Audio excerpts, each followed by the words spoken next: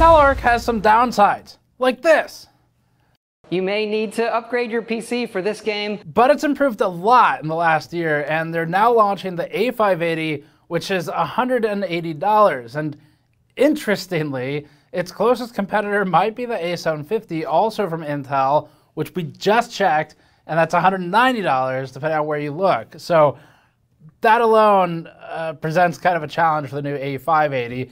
We got this card in yesterday, the day it launched, and we've turned the review around in about 24 hours to get you some detail on when it makes sense to buy. Its closest competition, other than the A750, would be the RX 6600. So Intel at this point has done pretty well to stabilize its drivers. It had major issues, like we just showed. Actually, that's one that's still there. That's for Starfield. And a lot of those issues were with DirectX 9 games and then DirectX 11 games. And Intel has been working almost game by game to try and patch it up and get the drivers to a point where overall the card can be recommended to someone who might not have troubleshooting experience. That's been the challenge for Intel, and it is competing with large players in the market who have mountains of last generation GPUs that are getting dumped for relatively cheap now compared to what the market has been. And so for the A580, this is a difficult entry point, but a critical one, because there haven't been any sub $200 GPUs that have been relevant for quite some time now. Probably the most recent stuff we've had has been like 16 series GPUs, as in basically 20, and maybe the 3050 kind of. But other than that, you have to go back a ways to get to things like the 6400. So NVIDIA has functionally abandoned this market for now. There's rumors that they're making a 3056 gigabyte, so we're looking forward to that disaster. And the A580 has the A750 to look to for the closest alternative, because it's now only $190 depending on where you look. So they're 10 bucks apart, and that's what we're going to focus on. But we have a bunch of other cards in here too, so let's get started. Before that, this video is brought to you by the Thermaltake swappable blade fans, available in 120 and 140 millimeter sizes. The new Thermaltake fans include 3 sets of swappable blades, so that even as you change builds or cases, you can ensure the LEDs are always presented on their best side. The swappable blades allow builders to get the fan frame out of the way of the lights by reversing the blade direction to reconfigure the fan as push or pull, while keeping the struts relatively hidden, and keeping the fan frame oriented one way. Swapping blades is done by applying pressure evenly to opposite sides, then pressing until the click. Each fan also has pin-to-pad connections for cableless daisy chaining, and you can learn more at the link in the description below. First up, for the A580, we are using the latest drivers. Intel had drivers it knew were coming for launch, but it didn't make them available until launch. Fortunately, because our card got lost in the mail, we were able to run with version 4887 for the Intel drivers. At time of filming, those are brand new. They're supposed to include some Starfield improvements that are like triple-digit percentage uplift or something like that. Although you can't divide by 0, being unplayable before, so we'll see. To quickly recap the specs, so the Intel Arc A580 GPU, it's on Alchemist, that's their current architecture. It runs 3072 shading units, has an 8 megabyte cache. Memory capacity and type come out to 8 gigabytes GDDR6 on a 256-bit memory bus. So that's good in the sense of memory bandwidth here. Should be able to keep pace a little better than some of the other low-end cards. But compared to the A750, it's a lower TDP. It has a reduction in shader count from 3584 units down to this 3072 number. And likewise, it has a drop in ROPS and TMUs. For testing, we retested the A750 everywhere. We didn't retest the A770. Most places, those numbers, the A750, we last tested these cards in like, I think it was September for some games, and then it was August for others. And the numbers haven't really moved. So there's a few specific games where there have been changes, and we'll talk about those. But for the most part, it's been very stable, and there's not a lot of retesting required because it's all looking about the same. But we reran the A750 just in case, and because, frankly, we wanted to test with a partner model 750 because we used a partner model A580. So we have the Sparkle Orc here, and we also have the Sparkle Titan. Not an NVIDIA Titan, just to be clear, but these are the two we ran. This was the 750 model. And that's where they get interesting because of the $190 pricing versus the, well, depending on which 750 you get anyway, but 190 to 200 versus the 180 mark.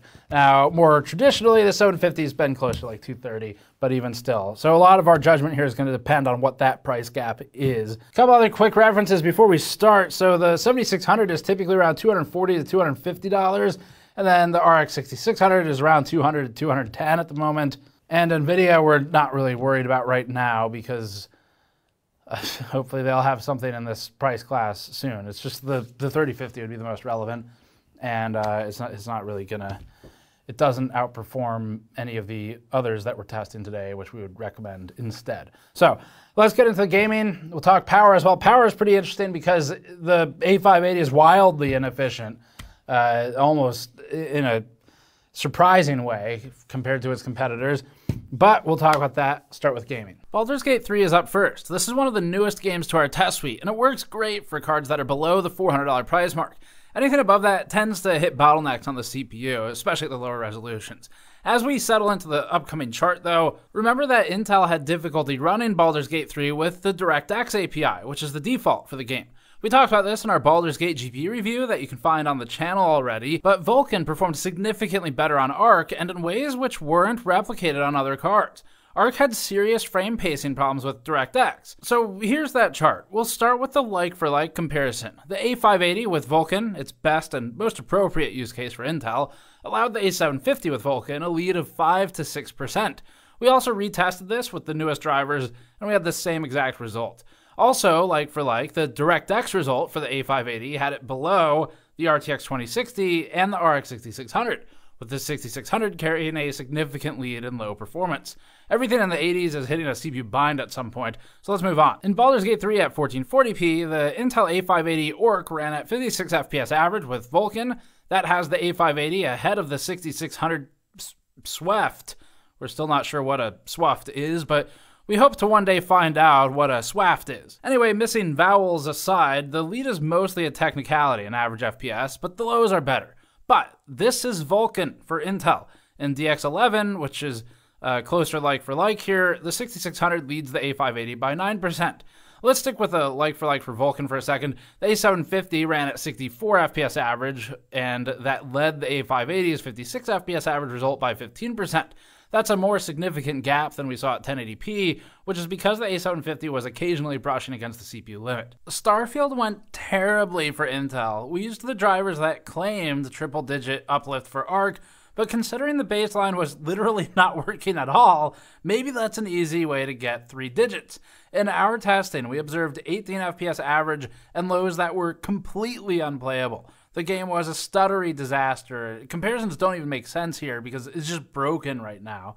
Maybe it'll work better soon, as Intel has noted it's still working on improvements here. Bethesda's working on updates as well, but as of right now, it just basically doesn't work. In Total War Warhammer 3, before we make the move to Pharaoh, the game ran at 85 FPS average on the A580 at 1080p. That has the A750 Sparkle card about 8.5% ahead of the new A580. Lows are scaling, as we'd expect with the average here, so nothing out of the ordinary there. And depending on the price at the time you're buying, if these cards are further apart, it may be worth going for the A580. It's getting a lot of the performance, so depending on that price reduction, it could be worth it. But if the cards are within, say, $10 to $20 of each other, the A750 appears worthwhile. That, however, ignores everything else. It's only looking at Arc. The A580 is ahead of the older RTX 2060, but given the importance of the 2060's former $300 positioning for the KO, it's a good spot for the A580 to be in, if a generation late. Compared to the RX 6600, the A580 leads by 16% in average FPS, with lows similar. It's good positioning for the A580. To look at one price class up, the RX 7600, which these days is $230 to $250, is at 101 FPS average. That has it leading the A580 by 18% while costing about 33% more on average. At 1440p, what we want to know is whether the scaling remains the same. The A580 leads the RTX 2060 by 14% here, almost identical to the 1080p lead. Against the 6600, it's 25% ahead, a larger gap than the 16% lead at 1080p. The Intel Arc card is doing relatively well, scaling as resolution increases, although it's still ultimately more of a 1080p gaming card. but that's useful information to have. The A750 Titan, meanwhile, leads by about 13%, up at 62 FPS average. The 1080 Ti remains a familiar face here, except with significantly improved lows over some of its immediate neighbors. Looking between the A580 and the A750 Titan, we land on the RX 7600, right in the middle at 62 FPS average, the same 13% lead over the A580. In Shadow of the Tomb Raider at 1080p, the A580 ran at 98 FPS average, allowing the A750 Titan to establish a 5% lead over the newer A580. If this were more consistently the gap, then the cheaper card would be the clear winner. 5%'s not a lot, but it's not a consistent gap. It changes based on the game. The RX 6600, however, leads both, with its result at 125 FPS average, gapping the A580 by a relatively massive 28%. As long as there's price proximity between these two cards, at least in this game, and as long as the 6600 is still available, it would be the clear choice. For more expensive comparisons, the RX 7600 pushes further ahead with a 54% advantage. The RTX 4060's 157 FPS average result is a little further ahead still. And one note here, everything at or above 230 FPS average would be CPU bound since we're at 1080p, so those wouldn't really be directly comparable, and we've removed the cards like the 7900 XTX, XT, the 4070 Ti, and similar. At 1440p, the A580's 74 FPS average had about 5 FPS behind the A750, giving the A750 a 6.5% lead. That's more than we saw at 1080p, so they're getting more distant as resolution increases, but not in a relevant way. The RX 6600's 83 FPS average has it 12% ahead of the A580 here, so again, if they're the same price, the 6600, if this is consistent, would be the better buy. But we'll look at other games too. The $20 gap gives us more to consider, and we'll need the full picture to make a determination at the end. Spending around $100 more would put you 35% ahead in performance if you bought the RX 7600 instead, which also pulls up its lows, although the A580's lows in this game aren't a problem. It's just scaling proportionally. Going to the 4060 would increase that gap by a couple percentage points, but increase the dollar amount more significantly, of course. In Final Fantasy XIV at 1080p, the A580 finds its place at a high frame rate in a less intensive game. The 154 FPS average result positions it about 5.5% ahead of the RTX 2060. You shouldn't, of course, change from a 2060 to an A580. It's not really an upgrade, but it gives us a good idea for industry trends in this price class. And again, it's a couple generations old. Intel was probably expecting to ship around one generation after that card, so it gives us a good idea of where they were positioning. The RX 6600 is about tied with the A580 on this one, although the A580 pushes better lows. We've noticed that AMD cards in general run disproportionately low for 1% in this game. It's not a particularly bad or stuttery result, but it definitely is worse than what we measured on the compared Intel card. The A750 leads the A580 by almost 8% here, a little more than we've seen in some of these other games, and as for the 7600, its 20% leadership puts it in an entirely different class of card, but so does the price tag. That or the 4060 would be the next logical major step up. We're CPU bound at 1080p, starting at the 4070, so removed everything else. 1440p is next. The A580 can still play Final Fantasy at this resolution, landing at 93 FPS average. That has it just barely ahead of the 6600 in average, more in lows, and still about 7% ahead of the RTX 2060. Spending more for the A750 would get you an increase of 14%, with the 7600 reducing its lead to about 19%. Not much of a change, and mostly within error. Horizon Zero Dawn is next at 1440p. The A580's 73 FPS average allowed the A750 Titan a lead of about 7 to 8% in average FPS. The RX 6600 is technically behind the A580, but they're well within run-to-run variance. Even the lows are about the same, rendering the 6600 and the A580 functionally equivalent in our benchmarking here. The A580's lead over the 2060 is 8 to 9% here, again showing that it's positioned as one of the more proper successors given the price reduction and slight performance boost, but again there's that multi-generational gap. In F1 2022 at 1080p, the Intel A580 ran at 120 FPS average with the freshly retested RX 6600 at 126. It's a lead of 5% in average FPS for the 6600, although it's a bit behind in 1% lows. The A750 was 12% ahead in this test, with the RX 7600 22% ahead of the A580. At 1440p, the A580 falls to 91 FPS average, with the A750 now 9% ahead. So that's a slight reduction for the A750. The RX 6600 is behind the A580 here, allowing the new Intel GPU a lead of 4.8%. So they flipped spots with the resolution increase. We'll look at some quick ray tracing numbers to close things out on the gaming side. In Tomb Raider with RT Shadows, the Arc A580 managed about 60 FPS average at 1080p with the highest RT settings. Considering the equivalence with the 6600 here and the close proximity to the recently retested A750 Titan, we'd say this is great relative positioning for the A580. It allows the A750 Titan, again with brand new data, a lead of 9%, but that's similar to what we saw in rasterization.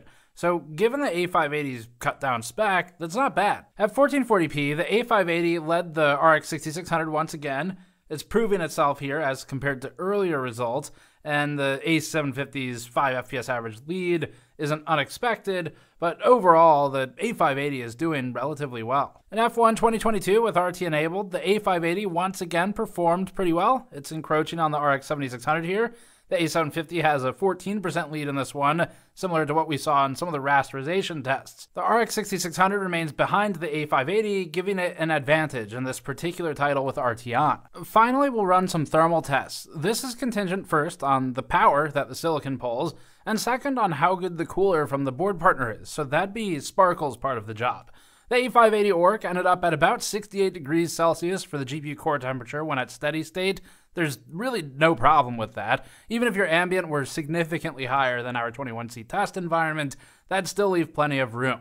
And with VBIOS thermal targets the way they are, probably the fans would just spin up more. These lower-end GPUs tend to run relatively cool, so even in spite of the inefficient performance to power consumption we saw, the total power consumption remains more than manageable from a thermal perspective. Thermals were about 78 degrees Celsius for the memory temperature. That's well within spec. It's warmer than we'd like to see on something like, say, a 4090, which often has massive heat sinks, but that's fine on a card like this one, especially because it doesn't really have that much more room to get hotter from a power perspective, because it's pretty much at the limits anyway. You're not going to be forcing more power into this particular silicon. Testing the A580 for power consumption now, we found that the card pulls 218 watts from the PCIe cables and the PCIe slot combined.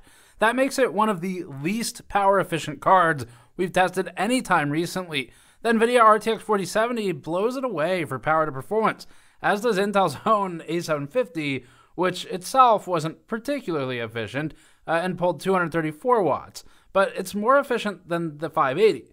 The RX 6600 only pulled 136 watts in the same test, making it significantly more power efficient. Intel has a lot of work to do on this front.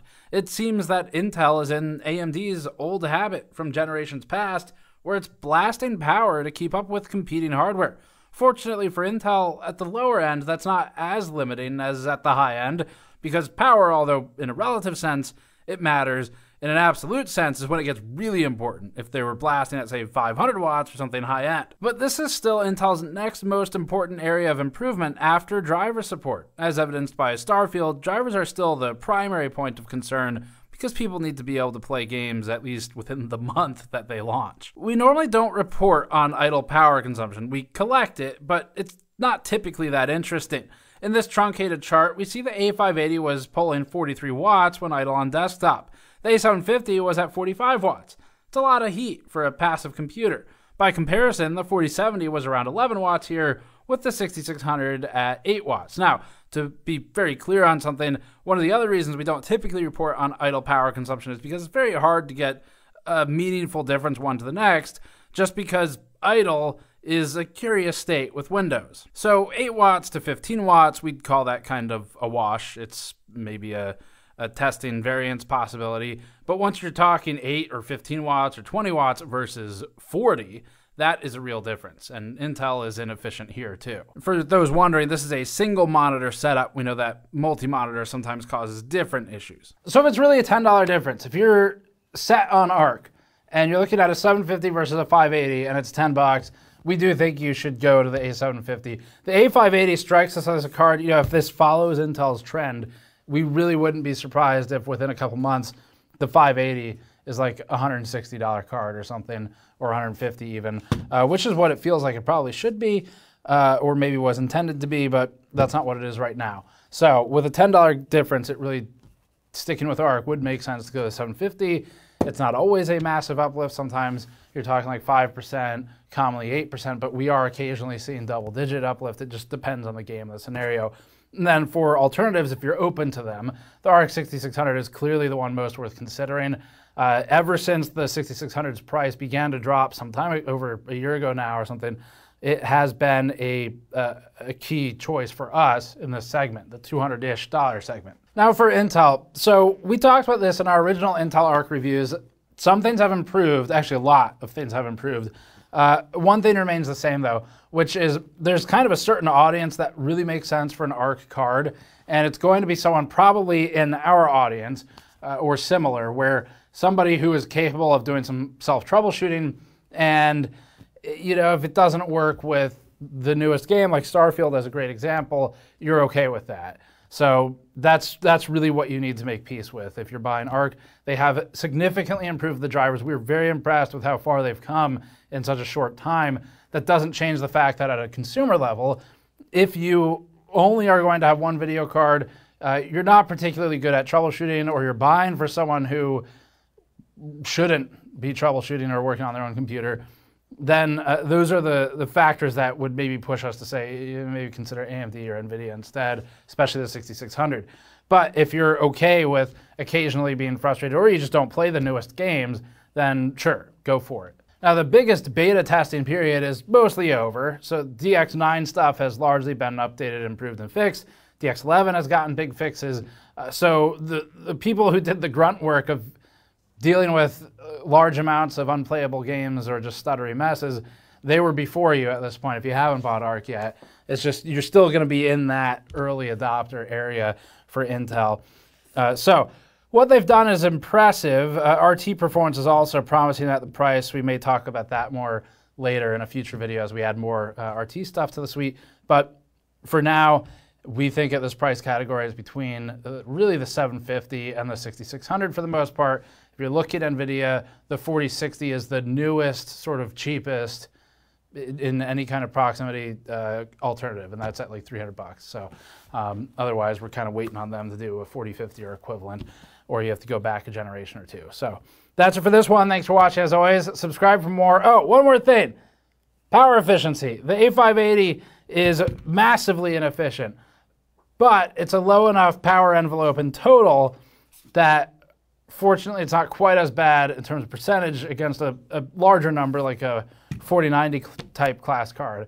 Anyway, that's it. So subscribe for more. Go to store.gamersnexus.net to support us directly, like by buying one of our mod mats.